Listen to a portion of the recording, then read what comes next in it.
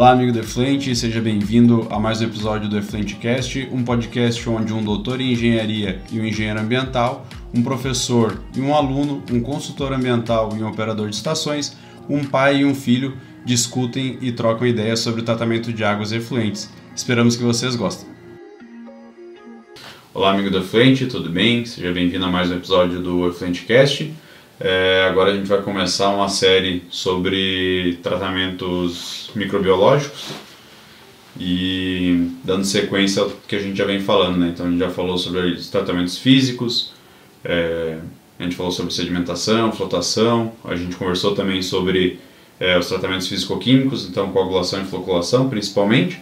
E agora a gente dá para essa abertura para essa parte mais biológica, né? A gente vai falar de lagoas e sistemas que têm aí a sua principal atividade biológica, beleza?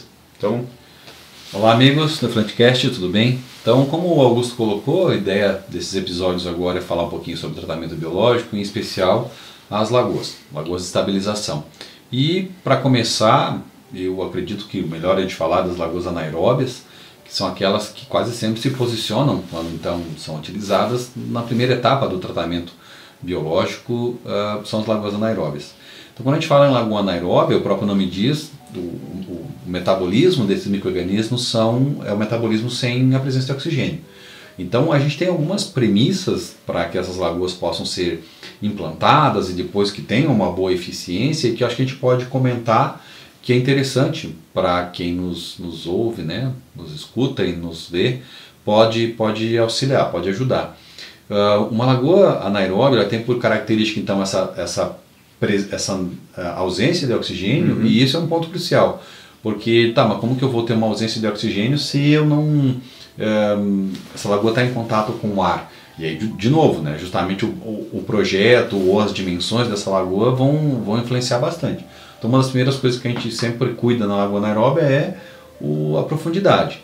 Por quê? O oxigênio ele vai penetrar ali até uns 20, 30 centímetros, né, a própria luminosidade.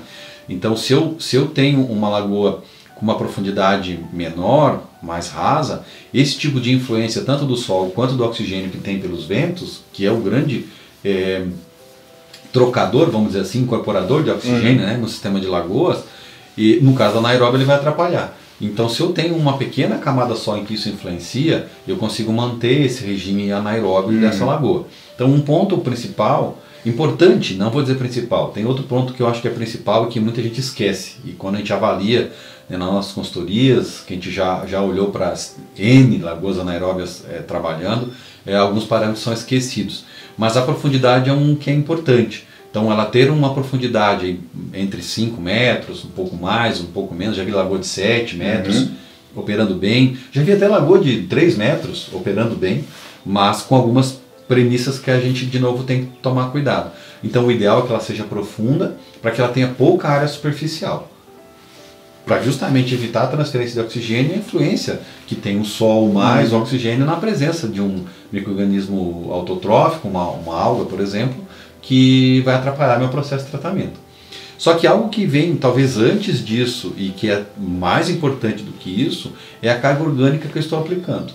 Então a gente chama no dimensionamento, né, lá dos livros do von Sperling, o LV. Então quando eu vou fazer um dimensionamento para esgoto, o LV ideal, o recomendado, é entre 0,1 e 0,3 kg de DBO por metro cúbico por dia. No entanto, quando a gente vai trabalhar com sistemas industriais, eu posso trabalhar com LVs até um pouco maiores do que isso, né? Eu não vejo grandes problemas com relação a isso. A gente já viu lagoas trabalhando com LV até menores, um pouco também, em relação a efluente industrial, e dão conta. O que a gente tem que cuidar é que o LV tem que estar próximo disso. Então, é melhor que eu tenha um LV um pouco maior do que eu tenha um LV menor. O que não pode fazer é você dimensionar uma lagoa anaeróbia pelo TDAH. Por quê? O TDAH ele não vai te dar essa garantia que teu sistema vai ter tanta carga orgânica que ele então se mantenha anaeróbio. Porque o que vai acontecer num sistema com baixa carga orgânica? Eu vou consumir a carga orgânica, não tendo carga orgânica, o oxigênio que vai estar presente dentro do meu sistema de tratamento biológico, né, começa a aparecer. Então, a gente já viu a lagoa anaeróbia começar na parte superficial, se tornar esverdeada. Ela vai para uma coloração cinza, que é terrível, que é a pior cor que ela poderia ter, né? Então, por característica, ela tem uma coloração preta, e ela vai com uma característica de coloração cinza e pode começar a aparecer algas. Já vi, né, algumas lagoas anaeróbias com carga orgânica aplicada baixa. Né? Então, o que a gente costuma fazer na consultoria? A gente faz um caminho contrário. A gente calcula quanto está sendo a carga orgânica aplicada. E aí eu verifico que está muito longe de 0,1 a 0,3, daí eu digo, opa, acende um alerta, né? Então não vou dizer que carregar ou sobrecarregar a lagoa é interessante, mas mantê-la dentro de um limite próximos desse é interessante para que eu garanta que esse sistema está dentro de uma carga orgânica ideal para que ela se mantenha anaeróbia e o sistema de tratamento consegue operar bem, mantendo o meu sistema anaeróbio. E para esse sistema é extremamente importante que a gente tenha uma alimentação sempre contínua dessa carga, né? Ou ele consegue absorver uma variação de carga para cima ou para baixo? Consegue. Todo sistema de lagoa ele tem um TDAH mais elevado, né? A gente falou de TDAH e não dimensionar pelo TDAH. Por exemplo, recomendado para esgoto, que já tem uma carga orgânica padrão, vamos dizer assim, né? A gente sabe mais ou menos quanto fica DBO e DQO de um esgoto, é diferente do efluente industrial, que a carga orgânica, a DBO é muito maior do que é um efluente de esgoto, né? Que é um esgoto. E então, quando a gente olha para isso, a gente vai perceber que se eu mantiver a carga orgânica, o que vai acontecer? A carga orgânica vai me dar o volume. Então, se eu mantenho ela constante e eu tenho um aporte de carga maior, certamente o volume dessa lagoa vai dar um pouco maior e meu TDAH aumenta. Então, eu já vi lagoas com 15 dias, lagoas anaeróbias, de abatedouros, por exemplo, avícola, com 15 dias funcionando maravilhosamente bem. Por quê? Porque ela tinha realmente um LV equilibrado, estava dentro da faixa recomendada pela literatura. Então, de novo, a gente não deve se basear nisso, né? O von Sperling fala, por exemplo, que valores acima de 6 dias de TDAH, tu pode ter aparecimento de algas. Por quê? Porque ele justamente está baseado nessa carga orgânica padrão, vamos dizer assim, que o esgoto tem, que no efluente industrial não tem. Eu não tenho carga orgânica padrão, né? Então, se eu não tenho uma carga orgânica padrão, eu não tenho como garantir que o TDAH fique entre 3 e 6 dias, que é o recomendado pelo von Sperling, por exemplo, né? Então, o que ele fala, e isso sim é muito importante, é uma lagoa anaeróbia com menos do que 3 dias de tempo de residência, aí sim eu posso ter problemas. Por quê? Porque o meu ciclo anaeróbio, que vai lá da hidrólise, acidogênese, acetogênese, né? E a metanogênese, ela não vai se completar, ou tem uma dificuldade de se completar. E aí sim vou ter geração de cheiros além do que a lagoa anaeróbia normalmente tem. Né? Então eu vou... Esses processos são os mesmos que a gente tem no ASB, né? É o mesmo processo anaeróbios nas fases do ASB, é a mesma coisa. Né? A diferença é que aqui é um processo bem mais lento. A lagoa, por si só, né, já são processos mais lentos. Mas por que a gente fala de lagoa? Porque é um sistema barato, né? Muita gente tem aplicado, serve para uma imensidão de sistemas de tratamento, já foi aplicado em laticínio, esgoto mesmo. Esse era um ponto que eu ia te questionar. Claro que o espaço disponível vai interferir bastante nisso, né, de quando usar uma ou outra, mas quais os outros pontos que normalmente o pessoal leva em consideração entre vou adotar uma lagoa e vou adotar algum outro tipo de sistema? Isso tem mudado em função do preço, especialmente do sistema de impermeabilização, né, que aumentou como tudo, mas que no passado, quando eu não tinha essa necessidade, vamos falar um passado bem passado, né, talvez 10 anos atrás, 15 anos atrás, onde se começou a fazer essas exigências, né, de ter impermeabilização, até então ela é aplicada porque era um sistema barato. Né? O que tu gasta numa lagoa anaeróbia? Praticamente nada, escavação, um sistema de tubulação de entrada e saída e deu. Né? Hoje você tem um sistema de impermeabilização que também não é comparado aos demais sistemas, não é caro, né? E a gente no Brasil a gente não tem essa preocupação com área. Então, tendo uma área disponível, e a lagoa anaeróbia em especial, ela ocupa pouca área. Ela vai trabalhar muito mais profundidade, volume do que área, né? Diferente do lagoa facultativa, a gente vai falar na sequência. Então, o fato dela usar pouca área, teoricamente não teria nenhum tipo de impedimento, né? Ela é um sistema simples. Simples usado quando? Quando eu tenho alta carga orgânica, né? O que é alta carga orgânica?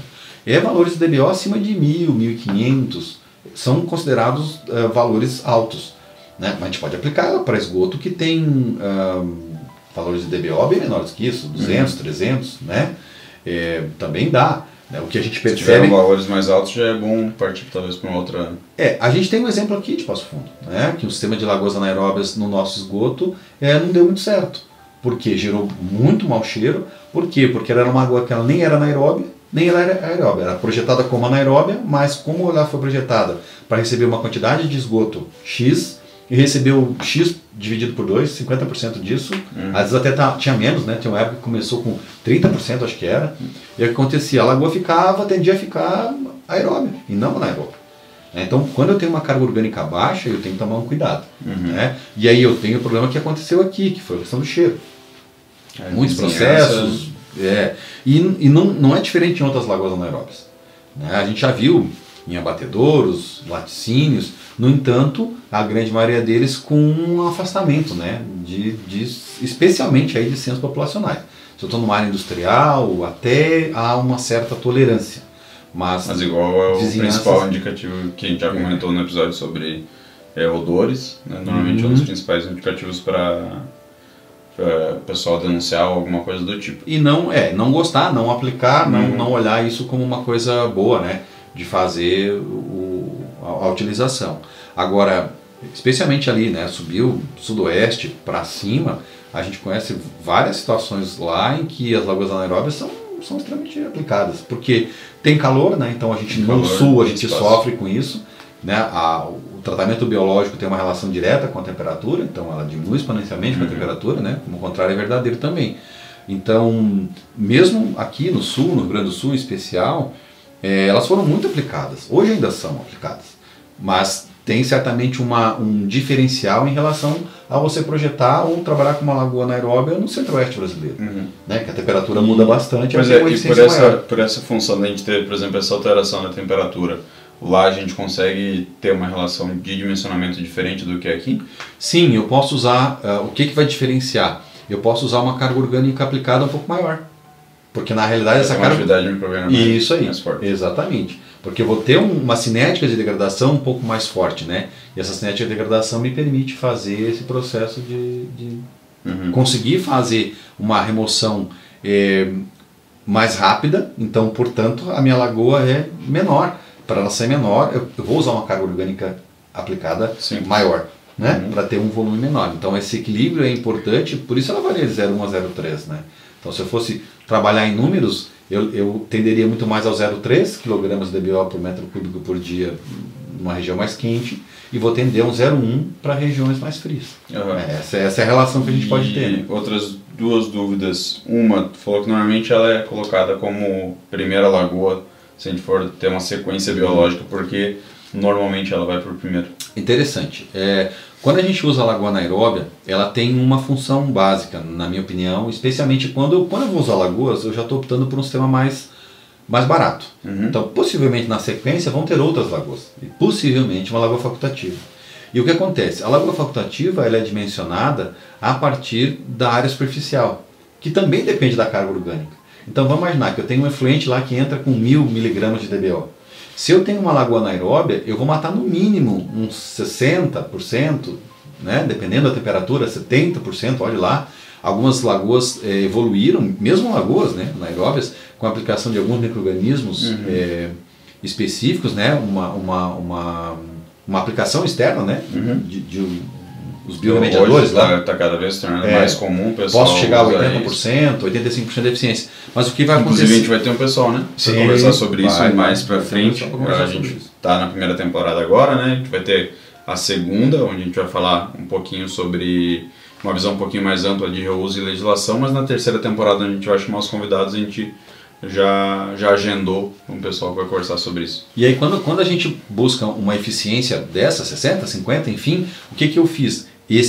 Essa redução de carga orgânica e vai impactar no tamanho da próxima lagoa. Então, quando eu tenho um efluente com uma carga, nem que não seja uma carga orgânica tão elevada, mas eu aplicar um sistema anaeróbio me ajuda a diminuir o tamanho da próxima lagoa, em especial, né? Então ela vai diminuir de tamanho e se for uma facultativa, muito, né? Essa redução é bastante significativa. Então a gente usa muito a lagoa anaeróbia nesse sentido, né? Porque se eu vou pensar um sistema de lagoas, o custo para manutenção de uma lagoa anaeróbia e o custo de uma lagoa aeróbia não muda, né? Sendo uma aeróbia natural, não muda nada, né? Não tem um custo praticamente para poder fazer essa manutenção. Mas se eu pensar em termos de área necessária, daí sim, né? Daí sim eu tenho uma diferença, vamos dizer assim. Né? Tá. E outra coisa, me perguntaram até esses dias, eu fiquei meio assim de responder. O que vai interferir o meu pH nessas lagoas? Se eu ter um pH, se eu tiver ali no meu sistema um pH mais baixo, eu preciso fazer correção, ou mais alto, mais baixo, ele vai interferir no que a gente vai ter. Por ser uma lagoa, eu acho que eu posso acrescentar um detalhe que eu acho que está na tua pergunta, que não tem a ver com pH, mas é importante nessa questão que muita gente não olha. No sistema anaeróbio, como em todo sistema biológico, né? O importante é eu ter contato entre a minha carga orgânica e o meu material, meu micro-organismo. Né? Esse contato tem que existir. No sistema anaeróbio, que eu então não tenho uma agitação, onde está essa grande massa de lodo? No fundo da lagoa. Então vai estar toda lá. O que a gente vê como principal alimentação do sistema de lagoas? Uma alimentação por cima. Né? Então o que a gente observou na nossa experiência? Que se a gente fizer essa alimentação próximo ao fundo da lagoa, eu tenho um contato muito mais direto, vamos dizer assim, com o meu lodo, e isso melhora meu sistema.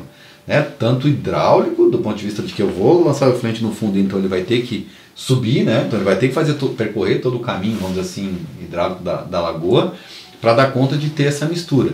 A gente mediu isso efetivamente? Não, mas a gente já viu reatores anaeróbicos, são o mesmo modelo da lagoa, né? Com os sistemas de agitação, de coleta de lodo de fundo e mistura desse lodo junto com o efluente que está entrando, esse sim leva uma eficiência de 90 e poucos %. Então a gente sabe que isso faz sentido e é importante. Então, mesmo o fato de ser lagoa, as pessoas dizem, tá, então eu não vou fazer nenhum tipo de controle. Não, o controle de pH é importante. Por quê? Especialmente pela última fase, que é a fase metanogênica. A fase metanogênica não muda, ela vai funcionar bem de 6,8 a 7,2.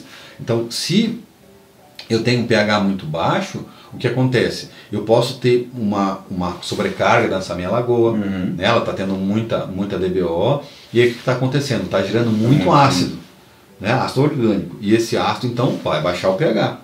E aí eu preciso ter alcalinidade. Já viu acontecer, a gente já comentou inclusive em um dos episódios, né, uma indústria onde a gente fez a consultoria, onde isso acontecia. E é grave, assim, ó. Numa lagoa anaeróbia isso acontece com frequência? Não acontece com frequência. Então, assim, por isso que também isso às vezes fica esquecido, né? Mas o controle de pH é importante. De pH, não só de pH, mas de alcalinidade. Então, o que é um controle que a gente fala? Que é feito no ASB. Sim, porque o ASB é um reator muito menor, né, de taxa muito maior de conversão, de remoção. Então, é diferente, né? Mas isso vale para um sistema anaeróbio qualquer. Numa lagoa também isso é verdadeiro. Num biodigestor isso também é verdadeiro. As fases vão acontecer de um jeito ou de outro, né? É uma questão de degradação da... E aí, assim, você acertar o pH nessa faixa 6,8 a 7,2, você tem uma garantia prévia, vamos dizer assim, que você está mantendo todas as fases. Né? Você está, então, hidrolisando, você está fazendo o processo de acidogênese, de formar os ácidos, depois da metanogênese, que você vai, então, remover, né, essa carga orgânica. Se você não transformar em metano e CO2, você não removeu a carga orgânica. Né? Então, às vezes assim, não é importante. Tá, mas mantém o pH sempre em 5 para te ver o que vai acontecer. Vai medir uma entrada e uma saída, vai ser igual a DBO. Igual. Por quê? Eu só peguei uma DBO que era desse comprimento, transformei nesse comprimento, que são os ácidos orgânicos que eu degradei. Né? Então, outra coisa que o pessoal erra muito, que é por ser anaeróbio, acha que pode, então, lançar efluente com um sólido suspenso. Não, é micro-organismo também. Uma lagoa anaeróbia vai degradar lodo? Vai. Muitas delas são usadas para degradar lodo. Nós tínhamos um caso em que eu pegava o lodo do aeróbio e lançava na lagoa anaeróbia. Eu tinha um problema, que era o fósforo. Que eu tinha um processo que era cíclico do fósforo. E eu tinha que remover uma parte, por questões de custo, a empresa não conseguia fazer a remoção do lodo. Mas posso fazer digestão? Sim. Eu conheço vários sistemas.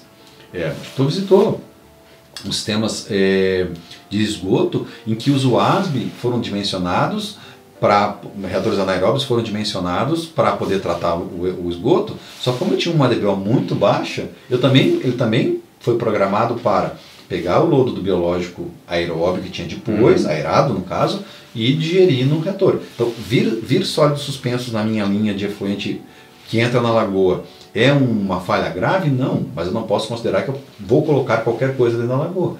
Né? Isso sempre vai aumentar o meu tempo de degradação, porque primeiro eu tenho que ter hidrólise, quebrar todo esse material, para daí eu poder ter um processo de degradação. Bem controlado, né? Bem assim, largar que vai dar certo. Isso aí. Mas muita gente no passado tinha essa ideia. Né? Tinha essa ideia. O que eu puder lançar no sistema anaeróbio, eu vou lançar que ele dá conta. Não, ele dá conta de uma carga orgânica alta? Sim, dá conta. Mas não de uma carga orgânica suspensa. O máximo que eu puder fazer de remoção anterior, eu devo fazer, porque isso vai facilitar meu processo biológico, né? A gordura também é outro... E eu acho que esse é um ponto importante. Gordura é muito... Eu estava pensando aqui, eu lembro no episódio que a gente falou sobre horas de graxas, a gente falou antes da importância de remover ele no início, porque tendo essa sequência de tratamento biológico, ele... Eu tenho... O que a gordura pode influenciar, né? Na lagoa anaeróbia, ela pode formar ou ajudar a formar aquela camada de lodo pela parte de cima. De novo, se eu fizer uma alimentação mais próxima ao fundo, eu ajudo a eliminar isso. A gente teve casos lá de Sines que a gente desligou o sistema físico-químico e tudo bem, era um laticínio que tinha uma separação diferenciada dentro do processo, eles perdiam muito pouco. Né? Que é o ideal até, né? Menos conseguir controlar, desperdiçar, né? Se tu está perdendo muita gordura, pode ter um desperdício dentro do processo. Tu está perdendo matéria-prima, né? E ele era até atípico com relação a isso, mas obviamente tinha bastante óleo de graxa, a gente via lá no equalizador, né? Formava aquela crosta de gordura. Então, mesmo nesse sistema funcionando, não deu problema. E quando dá esse tipo de problema, a gente tem biorremediadores que podem ajudar a fazer essa eliminação dessa camada superficial. O que não dá para fazer é criar uma crosta. Né? E especialmente essa crosta... O pessoal começa a dar atenção para que dê um problema. Aí é tarde. Né? Nós já tivemos um caso de um laticínio, né, que a gente trabalhou um tempo que dava para andar em cima. Né? Então assim, aí não. E aí o que acontece? O que essa camada tem? Ela não tem lodo que flotou. Ela tem gordura. E a gordura vai feder. Né? Mais do que normal. Então vai dizer que é um problema da lagoa anaeróbia, na verdade não é. Você tem uma camada de gordura, isso vai gerar mau cheiro, mais do que a própria lagoa. Né? Não dá para nós dizer que cheiro, mas o cheiro da lagoa anaeróbia é característico. E se é o cheiro característico, ele não incomoda tanto, porque esse cheiro de quando eu tenho um pH ácido, quando eu tenho um sobrecarregamento, né? Ou quando eu tenho um óleo de graxas, uma gordura, é diferente. É um cheiro muito que irrita muito mais, é um cheiro mais ácido. Né? E isso irrita muito mais a mucosa, e tem um cheiro mais intenso, e eu vou provocar certamente mais incomodação na minha vizinhança. Né? Com certeza. Tá muito bom. Beleza? Eu acho que de Lagoas na anaeróbia a gente explorou um bocado. Acho que sim. Então a gente vai gravar na sequência aí sobre Lagoas facultativos. Então beleza. Até a próxima, pessoal. Um abraço. Valeu, um abraço, gente. Até mais. Fala, amigo do Efluente, chegamos ao final de mais um episódio do Efluente Cast. Se tu gostou, por favor, deixa aqui o teu like. Se tu não gostou, deixa aqui a tua sugestão para que a gente possa aprimorar cada vez mais os nossos episódios. E por favor, não esquece de compartilhar esse episódio com o teu chefe, teu colega, um ex-colega de faculdade, alguém que possa também apreciar o conteúdo que a gente tem a oferecer, beleza? Até a próxima, um abraço!